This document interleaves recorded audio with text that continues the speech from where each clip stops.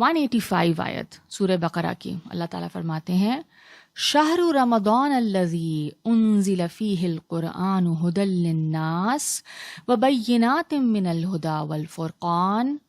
فمن شہد منکم الشہر فلیصم ومن کان مریضا او علی سفر فعدۃ من ایام اخر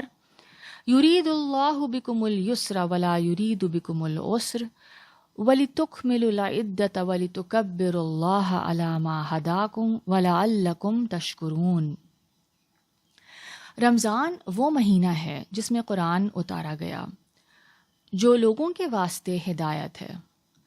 اور ہدایت کی روشن دلیلیں اور حق و باطل میں فرق کرنے والا ہے۔ دس از دا کرائیٹیرین آف دا ٹروتھ، سچائی اور فالسہڈ، ٹروتھ اور فالسہڈ میں ڈفرینسیٹ کرنے والا۔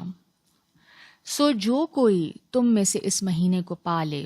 تو اس کے روزے رکھے، اور جو کوئی بیمار ہو یا سفر پر ہو تو دوسرے دنوں سے گنتی پوری کرے۔ اللہ تم پر آسانی چاہتا ہے اور تم پر تنگی نہیں چاہتا، اور تاکہ تم گنتی پوری کرو اور تاکہ تم اللہ کی بڑائی بیان کرو اس پر کہ اس نے تمہیں ہدایت دی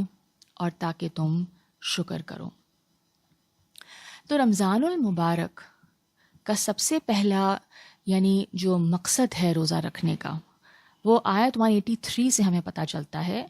کہ روزے ہم پر فرض کیے گئے، اور ہم سے یہ اسی طرح فرض کیے گئے جیسے ہم سے پہلے لوگوں پر فرض کیے گئے،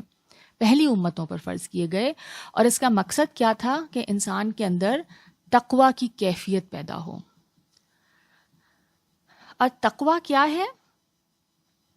اس پہ بھی ہم ذرا ڈیٹیل سے گفتگو کریں گے، بیکاز اگر یہ ایک گول ہے روزے کا، جو کہ ایک ریکوائرڈ آؤٹ کم ہے روزے کا، تو اس چیز کو سمجھنا بہت ضروری ہے کہ آخر تقویٰ ہے کیا، تاکہ پھر ہم یہ جان سکیں کہ کیا ہم متقی بن رہے ہیں یا نہیں بن رہے ہیں۔ سب سے پہلے تو الصوم کے معنی سمجھ لیں۔ مفردات القرآن